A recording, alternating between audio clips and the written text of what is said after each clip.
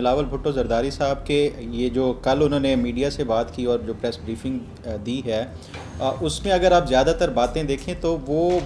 کیونکہ آپ کو پتہ ہے کہ جو کشمیر الیکشن کی جو مہم تھی اس میں وہ بہت زیادہ سخت جو موجودہ حکمران جماعت ہے نون لیگ ان کے خلاف بولے تھے. تو جیسے یہ محمل بات کر رہی تھی کہ آپ یکدم جو ہے وہ اپنے ایک پرانے سٹینس سے واپس اس طرف جو ہے ایک فرینڈلی جو ایک جماعت یا جو ایک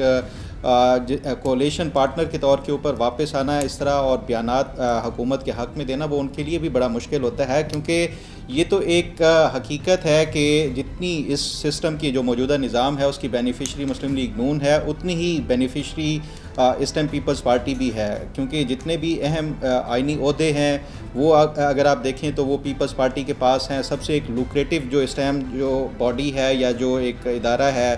بے نظیر انکم سپورٹ پروگرام جس کا اب تمام وزارتوں سے زیادہ بجٹ ہے وہ پیپلز پارٹی کے پاس ہے. پھر اس کے ساتھ ساتھ اگر آپ دیکھیں 2 صوبوں میں حکومت, پھر گلگت بلتستان میں بھی حکومت, تو یہ پیپلز پارٹی کے لیے جو ہے یہ اس طرح موجودہ جو نظام ہے اس کو چھوڑنا یہ ان کے لیے میں سمجھتا ہوں کہ ممکن نہیں ہے, کیونکہ وہ جانتے ہیں کہ یہ اگر اس وفاق میں اس حکومت کا جو ساتھ دینا چھوڑیں گے تو ان کو پھر الٹیمیٹلی سندھ اور اس سے بھی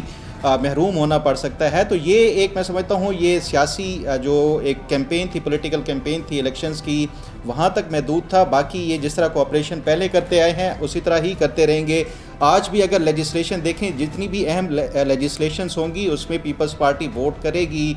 جب بھی حکومت کو ضرورت پڑے گی. جہاں تک بات ہے کہ یہ بلاول بھٹو زرداری کا یہ جو مکس سگنلنگ کے حوالے سے بات ہونا یہ ایک حقیقت ہے کہ سندھ کے حوالے سے پیپلز پارٹی کا جو موقف ہے خاص طور پہ جو نئے چاہے وہ ایڈمنسٹریٹو بنیادوں کے اوپر صوبے بنائے جائیں یا تقسیم کیا جائے یا لسانی بنیادوں کے اوپر, وہ پیپلز پارٹی نے ہمیشہ اپوز کیا ہے. اور پیپلز پارٹی کا اپوز کرنا یہ میں سمجھتا ہوں کہ ایک جینون اور نیچرل اس لیے بھی ہے کہ وہاں پہ جتنی بھی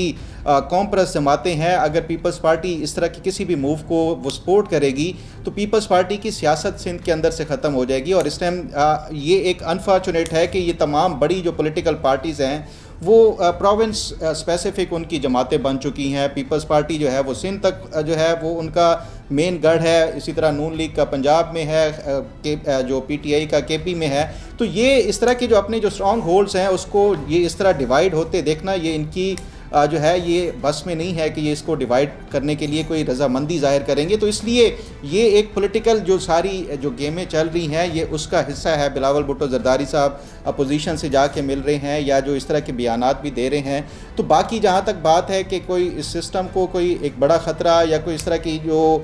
وہ مجھے نظر نہیں آتا کہ بلاول بھٹو زرداری جو ہے وہ کوئی اس طرح کی موو چلیں گے سیاسی طور کے اوپر کہ جس میں وفاقی حکومت کو کوئی خطرہ ہو سکتا ہے یا وہ اس سے علیحدہ ہو جائیں گے. اپوزیشن کا جو ہے وہ اس وجہ سے کردار خاص طور پہ جو لیڈر آف اپوزیشن کا کردار ہوتا ہے وہ اس لیے اہم ہے کہ جو خاص طور پہ جو آئینی عہدے ہیں جس طرح آپ نے چیف الیکشن کمیشن کا اپوائنٹمنٹ ہے اس میں لیڈر آف دی ہاؤس اور لیڈر آف دی اپوزیشن اور اسی طرح چیئرمین نیب یا اس طرح کی جو اہم پوسٹیں ہیں وہ اس کے لیے لیڈر آف اپوزیشن کا جو عہدہ ہے وہ بڑا اہم ہے. روٹین کی اگر کوئی اپنی جو آفیشیل ڈیوٹیز سر انجام دے رہے ہیں تو ان کا کوئی ایوارڈ بنتا نہیں ہے. اور یہ بھی کہ گریڈ 21 اور 22 والوں کو کیا وہ باقیوں سے زیادہ کام کرتے ہیں کہ ہم دیکھتے ہیں نارملی سیکریٹریز لیول کے اوپر ایوارڈز جو ہے وہ زیادہ دیے جاتے ہیں جبکہ چھوٹے آفیشیلز جو ہوتے ہیں وہ بھی اپنا کام کر رہے ہوتے ہیں اگر انہوں نے رسپانسبلٹیز کے حوالے سے. جہاں تک بات ہے یہ آئین اور قانون کے تحت تو یہ آرٹیکل 259 جو ہے وہ بڑا کلیئر ہے اس میں کہ آپ جو پبلک سروس میں ڈسٹنکشن جس نے وہ کی ہو تو اس کو یہ ایوارڈ دیا جاتا ہے. اب جو پبلک سروس کی جو ایک اس کی پھر ڈیفینیشن پہ چلے جائے تو وہ ایک بڑی براڈر جو ہے وہ اس کی ٹرم آ جاتی ہے جس میں یہ سارا وہ کور کیا جاتا ہے. لیکن